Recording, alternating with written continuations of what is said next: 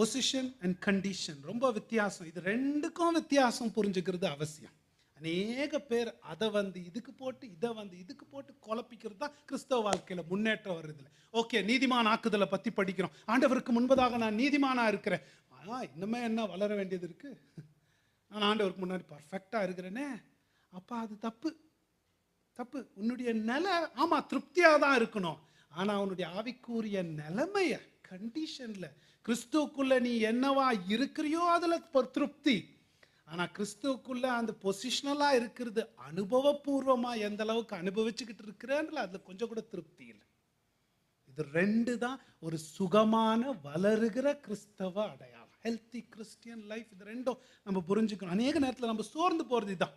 Okay, கிறிஸ்தவ வாழ்க்கையில் முன்னேற்றம் இல்லைன்னா நம்மளுடைய நிலைமையை புரிஞ்சிக்காமல் என்ன ஆகுறது? என்ன ஆண்டவர்கிட்ட எப்படி போகிறது? நான் ஒரு பாவி,